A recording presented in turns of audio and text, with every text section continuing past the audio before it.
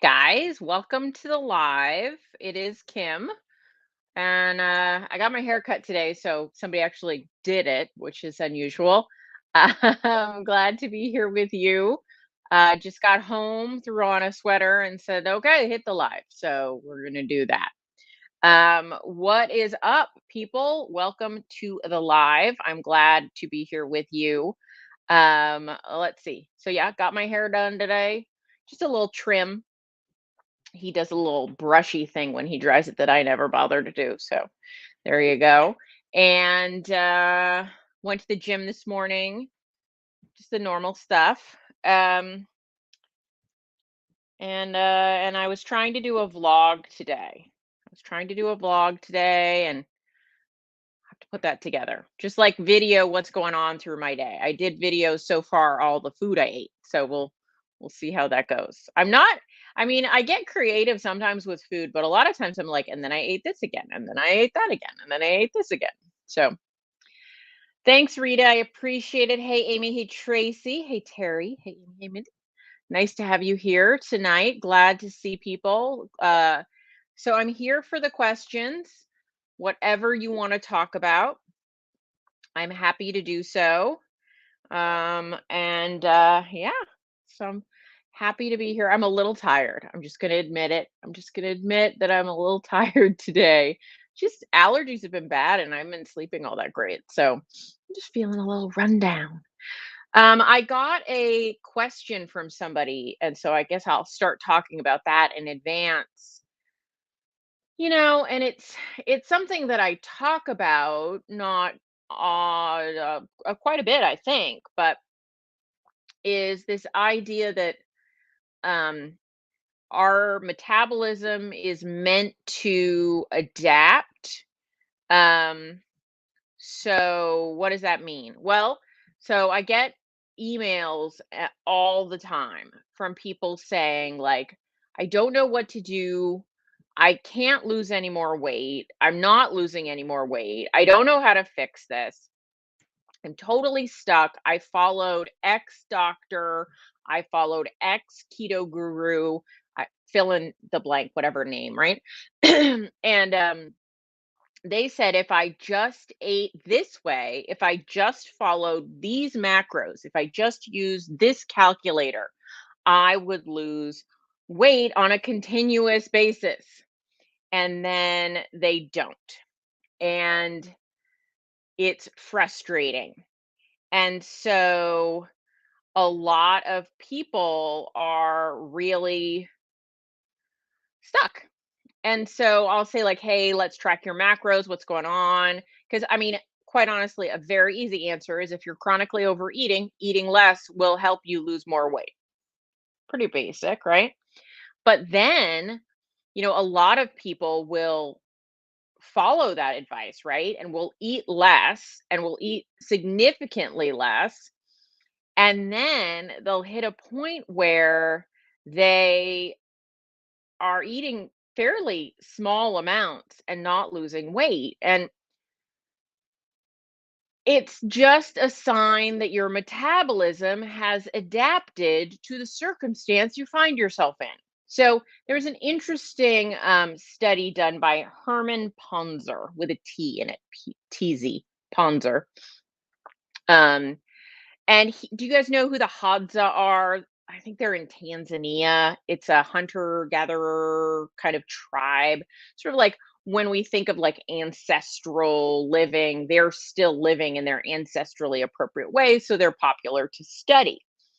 And one of those times, sorry, I just got distracted. So there was this assumption, right? This tribe are always moving around, right? They're hunting, they're gathering. But like the men are out on like really arduous hunting trips all the time. And there was this assumption, right? Like, well, if these people are constantly moving, they're going to be burning more calories from their movement. And they found that this group of people, though they are very lean, um, don't have a higher metabolic rate and aren't using that many more calories than um, the average city dweller. And it's like, whoa, they should be burning so many more burning calories, right? Because they're moving so much. And it just is another example of the way our bodies adapt. They adapt.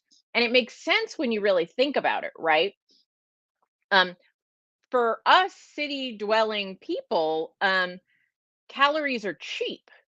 We can get access to those calories way more than we need.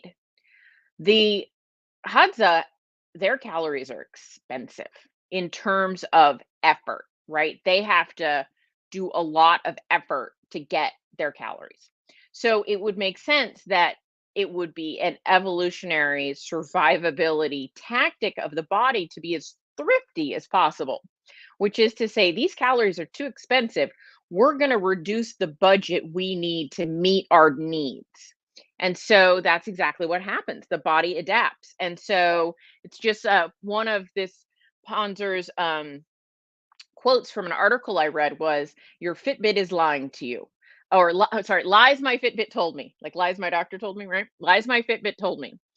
And it's basically like, yeah, if you never work out and you're totally sedentary and you go and you work out, it does burn quite a few calories, but within a week or 2 weeks, your metabolism starts to adapt. And now, though, even though your Fitbit is saying you burn 250 calories in that workout, you burned like 150. And then 2 more weeks and it's like 100. And then so on the exercise front, we adapt, and on the food front, we adapt. So if you feed your body less and less and less and less over time, your body is like, well, I guess this is all there is. Calories must be very expensive. We're going to lower our budget. And so your metabolism downregulates. It's not a broken metabolism. It's actually a functioning, it's a feature, not a bug. It's a function of your it shows you how well your metabolism is functioning. Actually, the people that have what they call fast metabolisms, probably wouldn't have been as likely to survive a famine. So it's not what our evolution has sort of chosen for. And the people that seem to have them now are just an anomaly a bit. So, to back to my original point is this woman who wrote me said, "Gosh, I wish you talk about this." And I'm like, "I do talk about it, but I'll talk about it some more." Is that you cannot just restrict yourself down into the basement and expect that you can get any further. So if you imagine you start your diet and you're on the top floor of a high-rise building and you're going down and down and down and down, and eventually you're going to get to the basement. And if you're in the basement, you can't go any lower, at least not without some serious damage to your structure being caused by trying to get through the basement floor. So, the reality is this is why I periodize fat loss. Even if you've got a couple 100 pounds to lose, I don't suggest you try to lose it all at once. I suggest you try to lose some of it slowly for a while, then you pause, then you try to lose some more slowly for a while, then you pause, then you try to lose some more, and you just keep going down, but with breaks in between to allow your hormones and your caloric intake to come back into a more appropriate range for an adult human. Because many of my clients come to me eating a totally inappropriate amount for even a toddler. So that's a problem.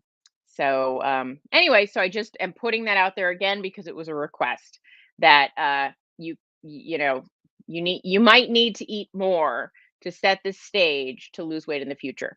Am I saying that eating more causes weight loss in all people? I am not.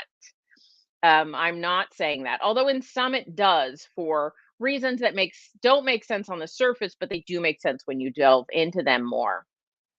But yeah, they things like there can be some hormonal adjustments. There can also be things like you become a lot more um, active, you become a lot more energetic, you are healthier. These things can totally help.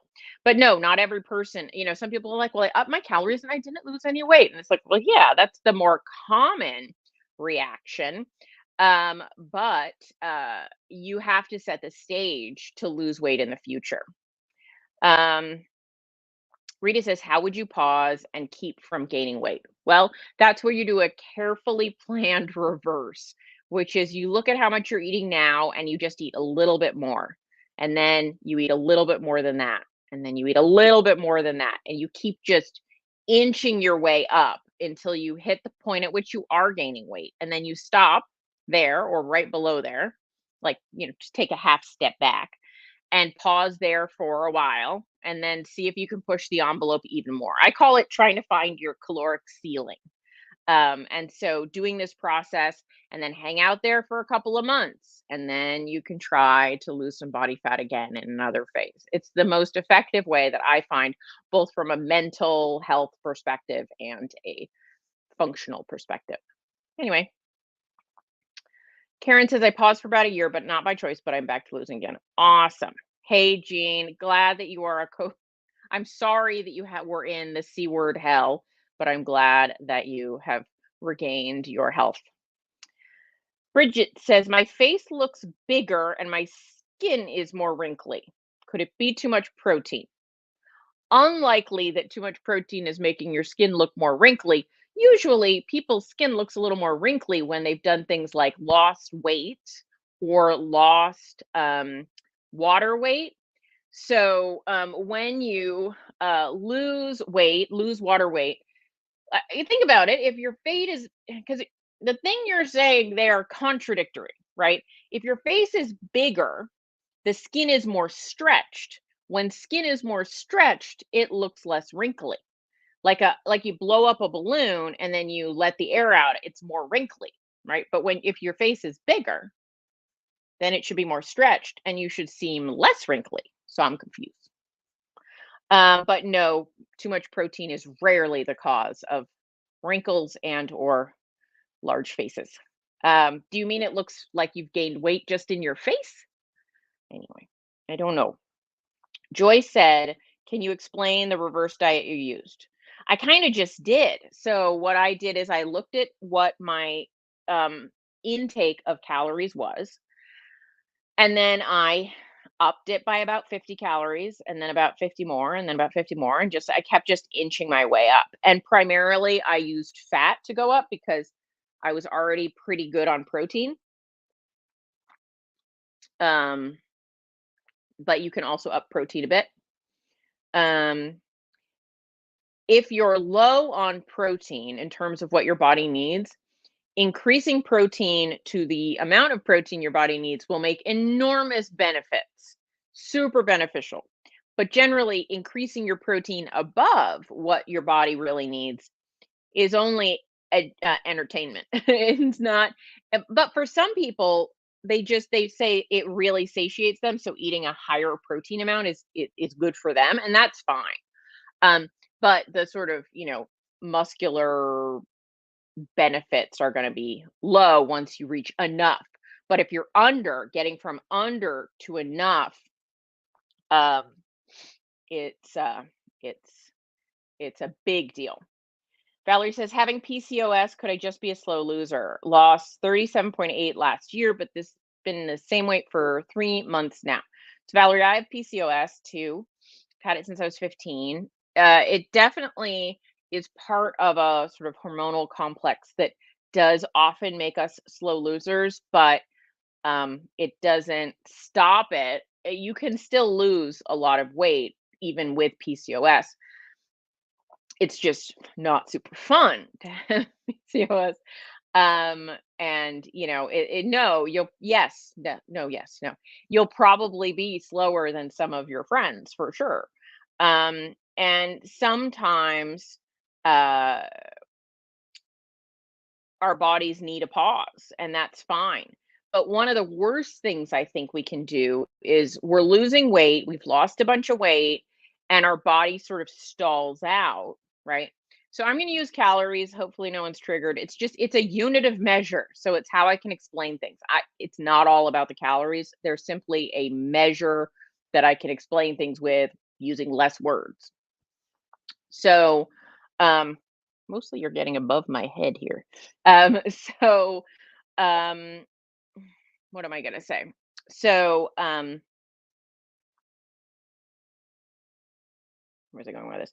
Okay, so if you are like, let's say you were eating 1,500 calories and you are bringing the calories down, to lose weight. And then you are now at 1,400. So you lost some more at 1,400 and now you want to lose more, but you're just stalled out and you're just at 1,400 for 3, 4, 5, 6 months.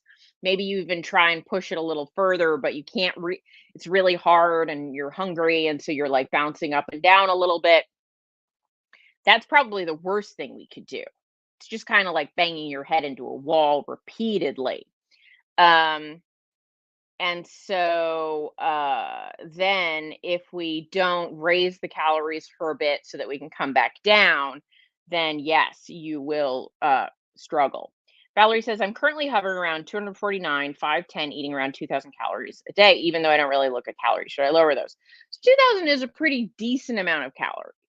And I do think you probably have some room there. And so what I might say is um, I would try it. So for, 1 to 2 week, no, I'd probably do it for a month. I would say for a month, I'm gonna come from my average of 2,000, make sure you know what it is, um, down to around 1,700, say, and see if you see a change. And my guess is you will, because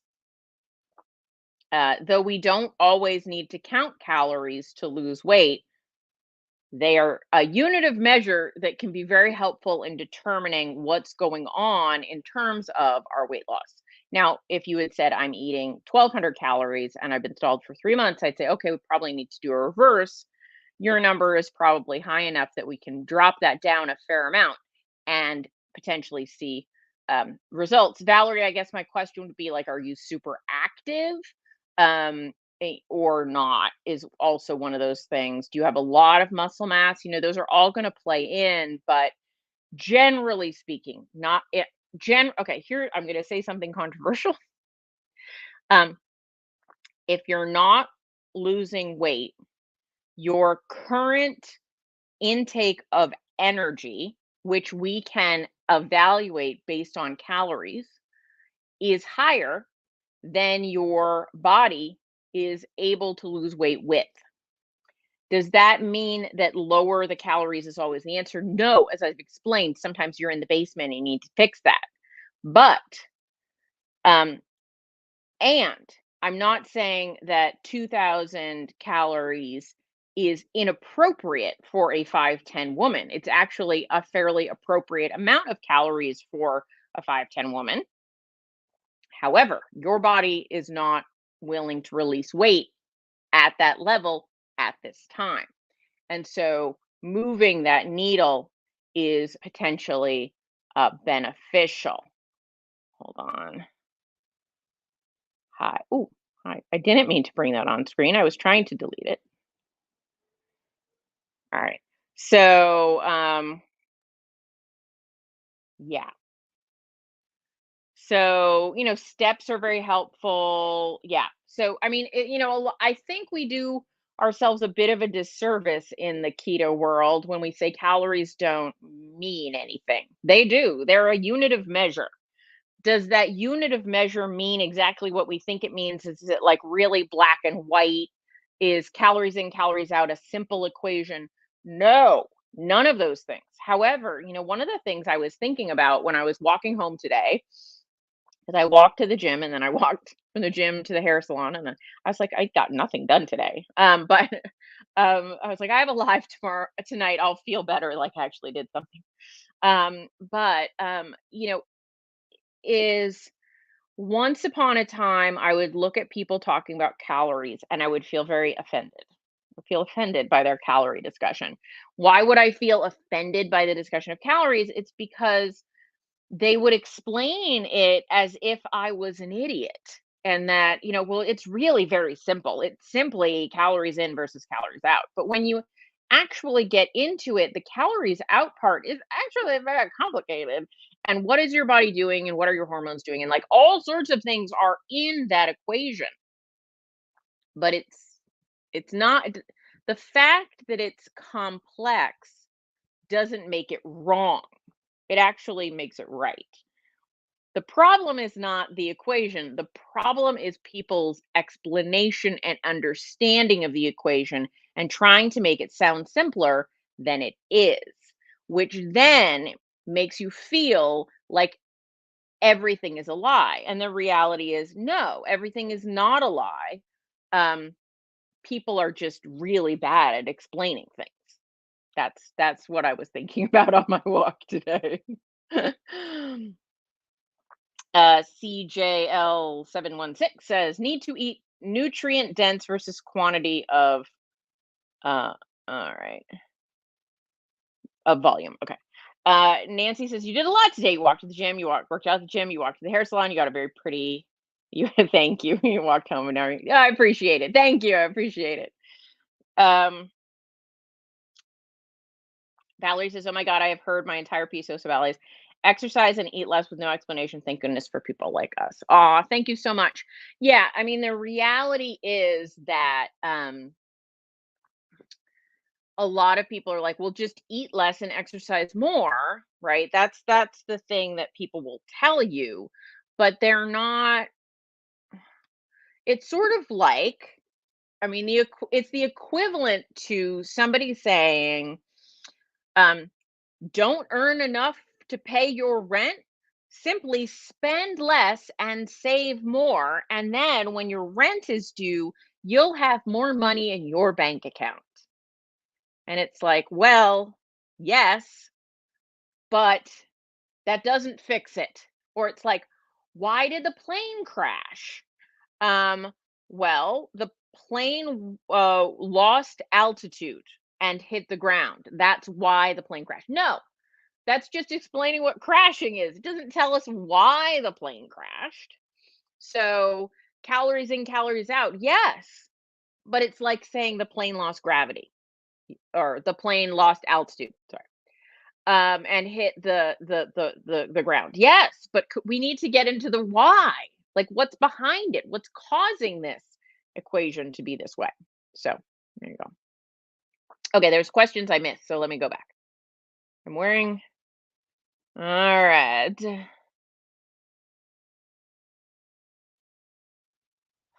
Amy said, "Can you please talk about inflammatory foods such as peppers, tomatoes, etc.?"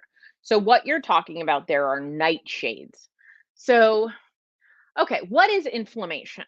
Inflammation is a process that happens in our body that fights off foreign invaders or infection or also, right? So something happens that the body interprets as an insult. So that could be something you're allergic to, right? An allergic response will trigger inflammation. It could be that you hit yourself, like a physical injury, and then that area, like say you cut yourself, and then around the cut it gets sort of red and swollen, and itchy. That's inflammation, and it's flooding the area with these various inflammatory proteins to heal what it assumes is an injury or an insult. So when we have inflammation in response to the foods we eat, it is because for whatever reason, our body has decided that the things that we're eating are inappropriate and sets off some type of reaction that your body is trying to fight against, right? And so, uh, So there are a lot of paleo people who will say, you can't eat nightshades because they cause this inflammatory response. And I would say not everyone is sensitive to nightshades. It can be very individual. So for some people, they do cause a problem. For other people, they don't. There are some foods that are going to be inflammatory towards almost everyone. Excessive amounts of sugar seem to be inflammatory, but the what quant qualifies as what qualifies as in excessive will vary from person to person. So, there's always this big debate about seed oils and all these things. So, unfortunately, the whole inflammatory discussion It can vary from person to person what they're specifically sensitive to, but on the whole, you can say that highly processed foods have much higher risk of having compounds in them that your body will not respond positively to and may produce an inflammatory response. So do foods like peppers and tomatoes cause major inflammation in a lot of people? No. In some people, yes. Tracy said, a few years ago, you taught me where my natural waist is. Is a man's a different place? Yeah, generally speaking, a little bit. Boyfriend has a large grocery tumor, but his genes are for large grocery tumor. I don't know what a grocery tumor is, but that sounds bad. His genes are 40 by 32. Do they measure across the belly button? So most men, they're going to measure at the belly button. Yeah. Mindy says, I have to count, BBBE for January, added heavy whipping cream, Jordan skinny syrup, perfect Creta collagen to my coffee, and it was sickly sweet. Yep. Once you kind of reduce the amount of sweeteners you use, sweeteners can seem wicked sweet. Nancy says, what do you do to get your omegas? Which fish? I do not eat fish because I hate it. I eat grass-fed beef because it is a bit higher in omega 3s. Um, I specifically look for higher omega 3 content beef. It does exist. It's not as high as fish, but it's some.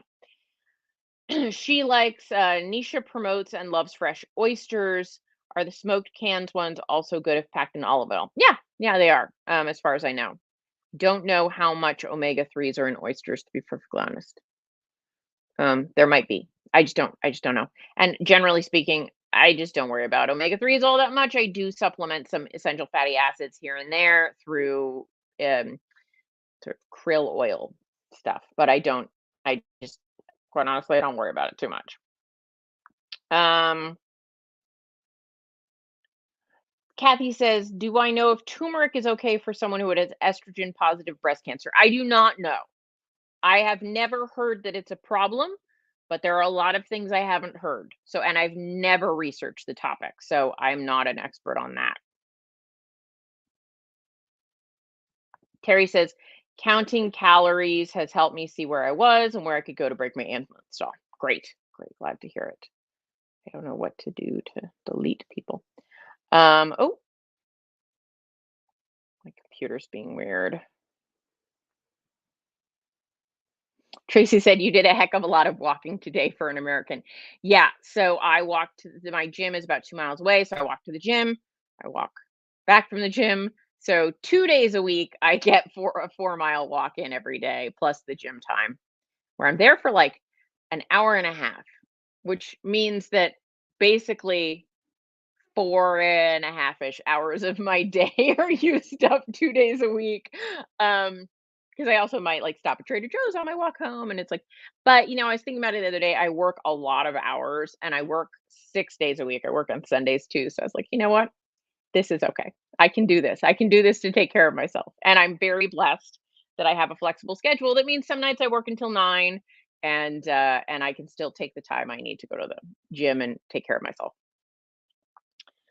Nancy says, "Oh my gosh, night sage! I made cooking with faith chili with brisket and ground beef. It has tomato paste, added onions, red bell peppers. My stomach has been so bloated and uncomfortable ever since." Yeah. So if you have a problem with nightshades, you know you have a problem with nightshades. Your body will tell you. Yeah.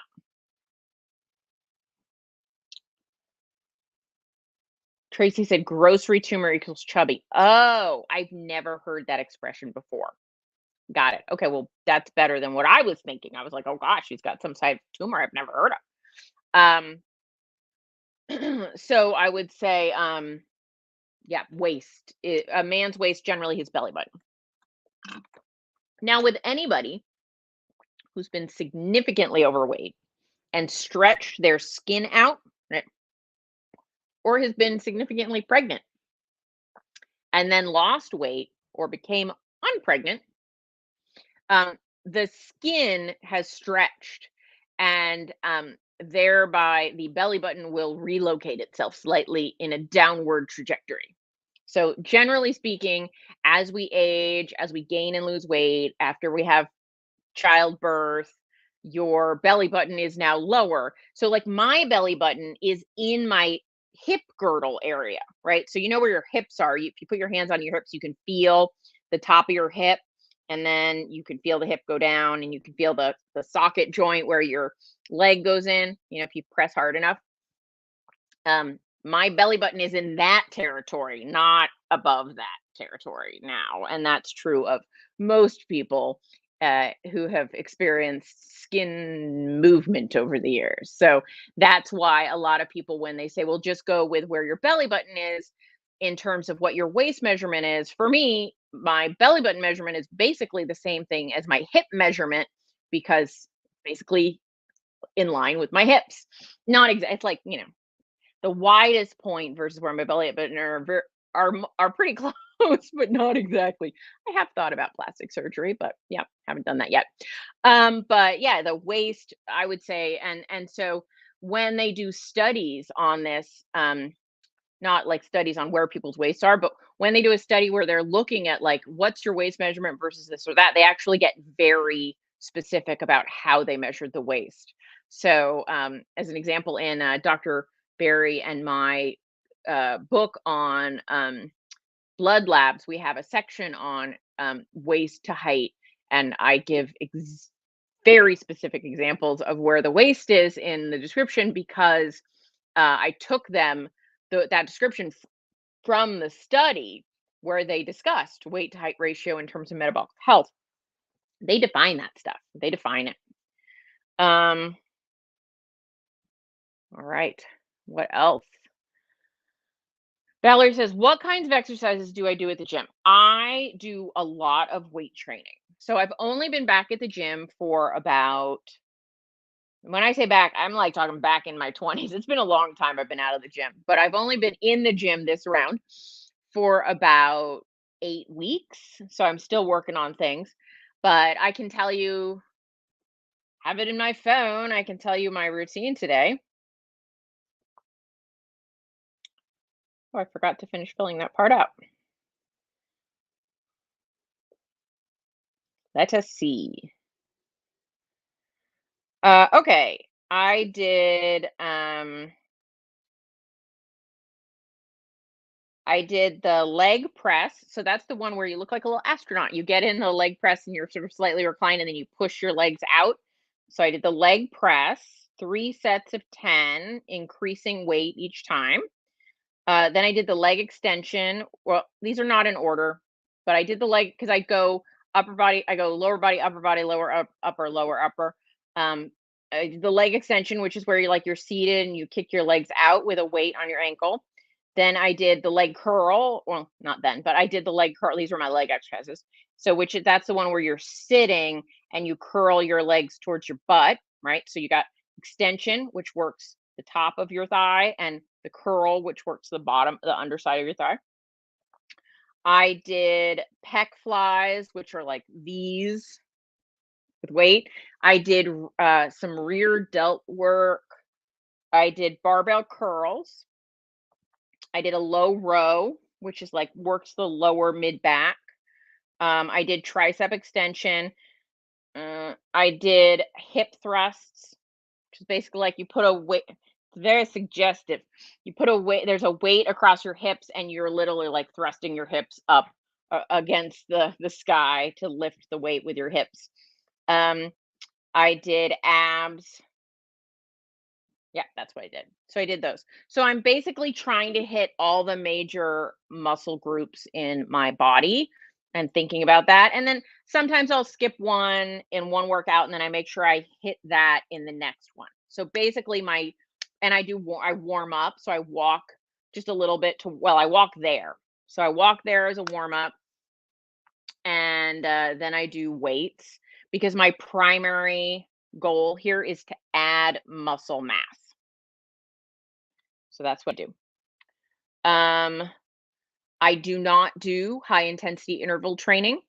I am not yet very skilled at these lifts. And I think one of the tragedies in our world is a lot of trainers get overweight people or out of shape people to do things like high intensity interval training, which is a great workout for people who are already fit. But if you're not good, like I don't do squats right now because my ankle mobility is so poor that I can't safely and effectively do a weighted squat. And so I'm doing some mobility. I'm doing some mobility work with my ankles and my hips so that I'm working my way towards being able to do some squats and deadlifts. But if you're not careful with some of these compound body weight bait, like not body weight, I mean, you're using weight too, but like complex exercises, if you're very out of shape and you don't know what you're doing, you can actually really hurt yourself. And so I just get so mad, and I see so many of my clients being put into various exercise routines that are not appropriate for them, because they make you really sweaty. Sorry, my hair is in my eye. They make you really sweaty, and you think you're working really hard, and you are working really hard, but you're working really hard and not really getting anywhere. And there's a really high risk of being injured. And I have issues with some of these trainers doing some of the things that they do out there.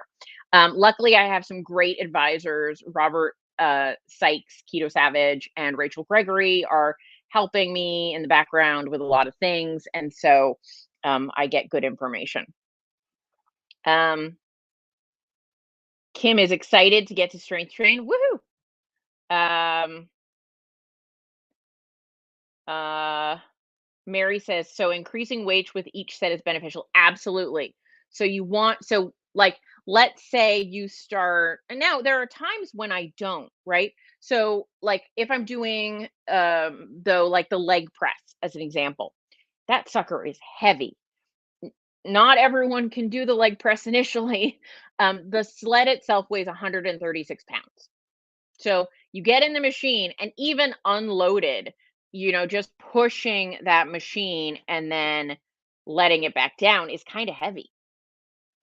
Granted, I weigh more than 136 pounds. So if I can pick something up off the ground, I can push a 138-pound sled. 36.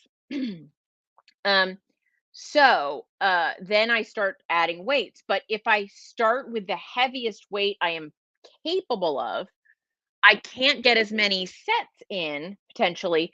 And my first set is kind of a warm up in a way, because I have to get the blood flowing to those muscles. I have to get them more activated. I have to get them working. And so I start with a lighter weight. And my goal is that by the end of my sets, I'm going to failure.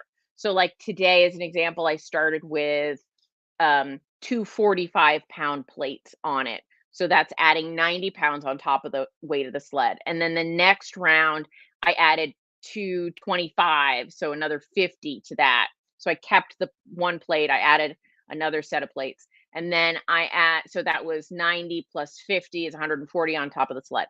And then I added 10 pounds on top of that for the last one. And at the end of the last one, I couldn't, like, my legs were like, "No." Like, I actually had to put my hands on my knees, like, the last 2 because it was not happening, and so that's basically going to failure. Going to failure means you can't continue to do the exercise with good form. You don't need to go to failure, but I'm still learning what failure is. But you wanna go close to failure. Um because there are things that are going to optimize muscle growth. Now, the great news is when you're new to weightlifting, your body is very forgiving and will optimize muscle gain, even if you do things a little screwy, even if you don't push yourself that hard. Just doing even one workout a week when you're first new to lifting, you're going to gain some muscle mass. It gets progressively harder as you progress and get stronger because it's not such a novel, it's such a new stimulus to your muscles, but they're inclined to want to grow at the beginning more. So it's called newbie gains. You want to get those. So there you go. Um, Kim says, "Girl, you better think about a workout video." I don't know. I can just rail against all the bad things. I'm not super great at things yet, so mostly it would be me being like, "I'm learning to do this one." But I literally stop all the time. So my workout would take like maybe 70 minutes, but it takes like 90 to 100 minutes because I'm stopping and I'm YouTubing. What's the proper form with this? I don't think I'm doing this right. So sometimes I have to stop and watch. Um, let's see. Valerie says, sometimes I feel so intimidated at the gym, but I do need to go, but I need to focus, like you explained. I mean, here's the reality. People at the gym are actually pretty nice. And I was so intimidated. You guys, I go to a fancy gym. I like splurged. I was like, I want the fancy gym where they have nice shampoo in the bathroom and they give you towels. And I was like, I'll splurge on this fancy gym. And then I got there and I'm like, oh no, everyone here is a model, like, everyone is very fit. Everyone looks fancy, and there are even some famous people there, sort of. Um, and I was like, "I do not belong here." But then I was like, "Screw it, I'm going." And everyone has been so nice. So, so nice. So, granted, you feel like they're not nice because everyone's, like, in their zone and not smiling at you, and, like, you're like, "I can't make eye contact, oh god." But then, like, I left my water bottle at a station, and this big guy, very, like, tall, big guy, he looks like a football player, came over, he's like, "Is this your water bottle?" And I was like, "Yes." And I was like, "Dude, you look amazing." He's like, "Thank you so much." And, we got talking. And so I have those, people are actually nice. But yes, it's very intimidating. I totally get it. Today, I didn't list it because I was just trying it out. But today I got on the assisted pull-up machine. Do you guys know what that is? It's like a pull-up machine. So you're doing pull-ups. Now, I can't do a single pull-up to save my life. I never have been able to do a pull-up. I am a heavyish person with low arm strength, which would mean I cannot pull myself up. But there's something called an assisted pull-up machine, which is there's weight, so it counters your weight. So I put the weight on and I picked a really high weight that was basically my weight. It was like, I was like, is this, let's just try this. And I got on it and it didn't even, the platform didn't even go down. I was like, oh, I need to use less. So, but I'm using this counterweight thing. And I have looked at that machine because it's a great exercise, but I've looked at that machine like 4 times when I'm in the gym, and if there's, like, anyone around it, I'm like, "I don't wanna get on this thing with people around it," because then they'll be like, the voice in my head says, "You're still too big a person for that machine to be appropriate for you," and that is ridiculous. That machine can hold 400-pound people. I am not a 400-pound person, and yet I have those thoughts in my head, so I totally get it. So, just remind yourself that the thoughts in your head are meaner than anyone else's thoughts anywhere in the gym are about you. They're probably having the same thoughts about themselves. And therefore, they are actually much friendlier than you are to yourself anyway. Valerie says, do I use an app? No, I track it in notes. And what's nice about notes, I have notes on my phone, and I don't know if you can see this. Notes has a little feature where you can add a grid. So down down there. It's a little grid. This is on an iPhone anyway. I need to charge my phone. And you hit that, and then you can do a little grid. So I did get a fancy app, and then I never used it, and I canceled it. I just used notes, and then I transfer my notes into a spreadsheet, a Google Doc spreadsheet online. So I've got it there too. Barbara says, you gave me inspiration, motivation to add weight training to my yoga, Pilates, and Zumba. Fabulous. I am going to be on a mission. I think that might be my mission in 2022, people, is to say, look, ladies, I mean, men too, but men tend to know this already. If you want to be a healthy old lady, because honestly, that's my goal at this point. I'm not saying any of you are old ladies. I'm not saying I'm an old lady, but God willing, all of us will one day be old ladies. I want to be a healthy old lady. I don't want to be an old lady that needs people to do things for her. I don't want to be an old lady that has osteoporosis. I don't want to be an old lady that can't get myself out of the chair. I don't want to be that lady. I want to be the lady that can take care of herself and be independent and do things. And if you don't start adding muscle mass now, you will be that old lady that isn't capable of things and needs help with everything. And I don't want to be that one. I am too independent for that. So Nancy says I'm an old lady. I just won't accept it. Nancy, it is what we feel. But you are a remarkably fit, healthy. I don't know how old you are, Nancy, to be perfectly honest. If you say you're old, what is old? What does it mean? Right? Old is, what did my mom used to say? Old is my grandmother's age, and my grandmother is always older than me. So there you go. All right. Now I'm like ranting. Well, Nancy, you look amazing. And you're full of energy and vim and vigor. So it's awesome. And honestly, I mean, getting to be an old lady is a real benefit. I mean, in a way, like not everyone gets the privilege of getting to be old. So Guylaine says weightlifting is the key for longevity. Absolutely. People with more muscle mass live longer. And so one of the things I'm talking about quite a bit in some of my programs is as we start to get some of the really big weight loss off, a lot of us are really unhappy with the way our body looks because we've been focused more on being a smaller person than being a person with better body composition. That is a tongue twister. So, yeah. There's this I saw this post. It was like a stupid like pop sugar or something. It wasn't like a deep article, but they put up a bunch of fitness influencer people Instagrams, like before and after, and they showed them like at the same weight in the before picture and the after picture, but the after they looked amazing and the before they didn't. So it was like they just did body recomposition. They did lose fat, but they gained an equal amount of muscle. So many of us are being like, I want to weigh this much, but it's like, well, but what do you want your body composition to be at that weight? Absolutely. And I would rather be a little fluffy. I am a little fluffy. I'd rather be a little fluffy with good muscle mass than skinny with low muscle mass. That is the key to longevity. You don't have to be fluffy, but if I had to pick, a little fluffy is not a problem. It's just an aesthetic.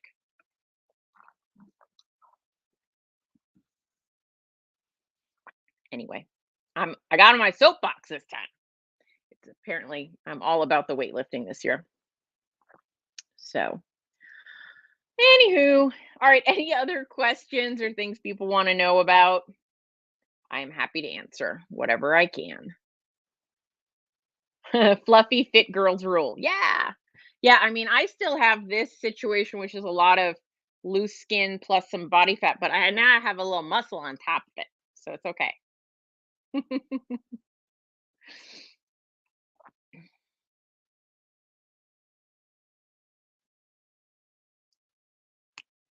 All right.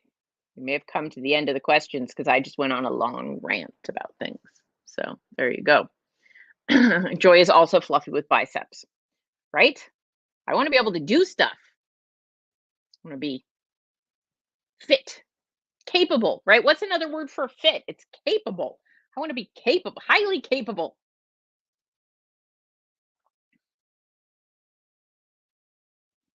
All right, guys. Well, why don't we call it a night? I appreciate you all. I will be back next week. You take care and you enjoy your week. And if you haven't looked into any weight training recently, you probably should. All right. Talk to you guys soon. Bye.